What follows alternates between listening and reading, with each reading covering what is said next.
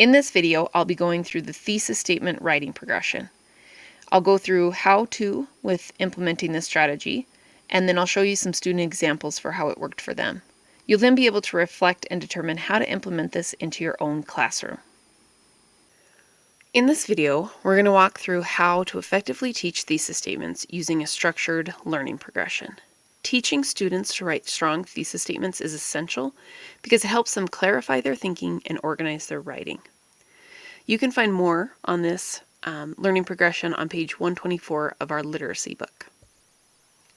The learning progression for thesis statements helps students build their skills step by step. They start by defining what a thesis statement is, then they move on to identifying one in a text, they write their own, then they strengthen it with clear reasoning, and then they're able to apply parallel structure to the thesis statement. This gradual approach ensures that all students, regardless of their skill ability or skill level, can develop a strong foundation in argumentative writing. It can then also be tweaked to be applied to informative writing or narrative writing if that situation presents itself.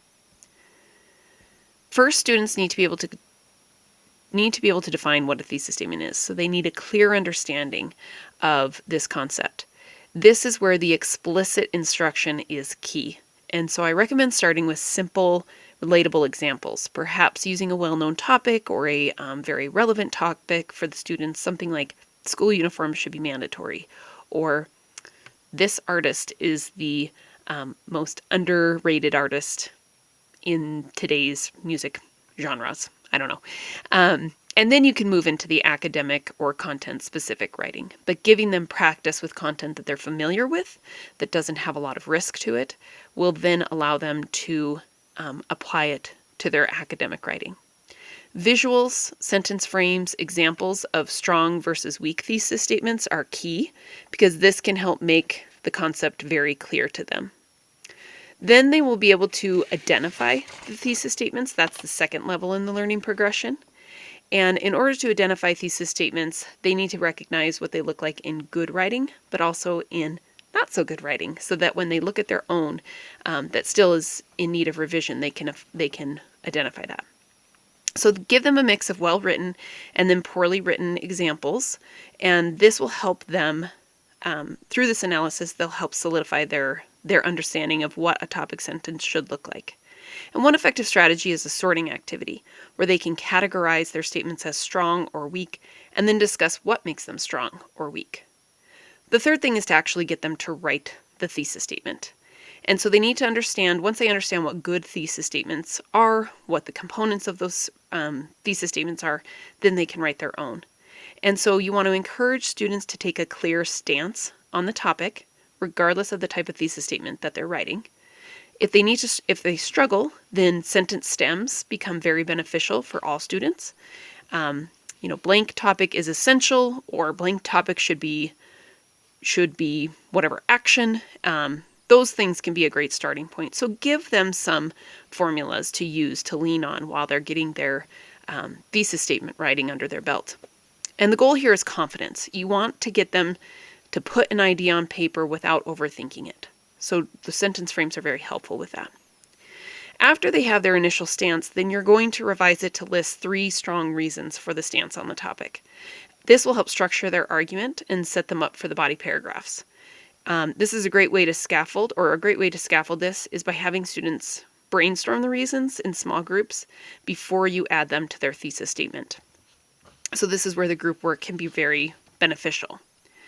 The last part is to have them apply the parallel structure. So have them revise it so that their thesis statement follows that parallel structure that we're looking for grammatically in thesis statements. You can do this with list thesis statements or concession thesis statements, and it doesn't matter the content area that you're using.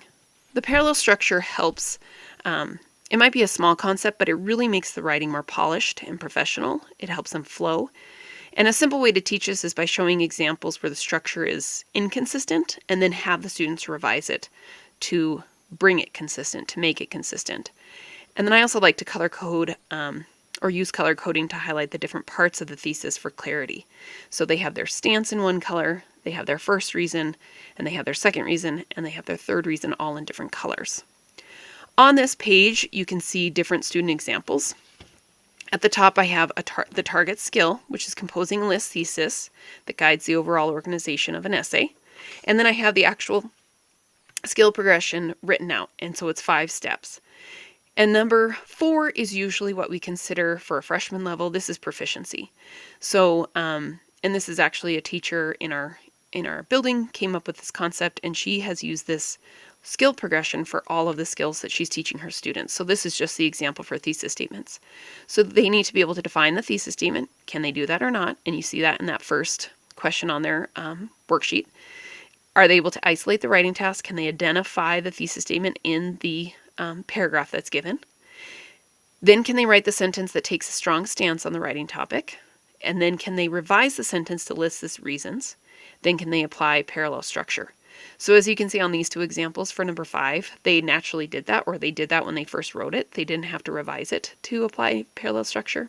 So they just said see above. So they didn't have to rewrite the sentence, because not every high schooler wants to do that. So this is a really great example of how you can lay out a check for how students are able to, if they're understanding the concept of thesis statements.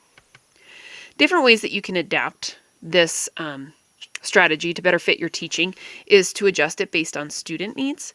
If they advance really quickly, then challenge them to add some nuance to their thesis statements. Thesis statements can always be more complex. They can have stronger word choice. Use the content area as the knowledge for writing the thesis statements. So it can be for social studies, science, it can be for math, it can be for anything.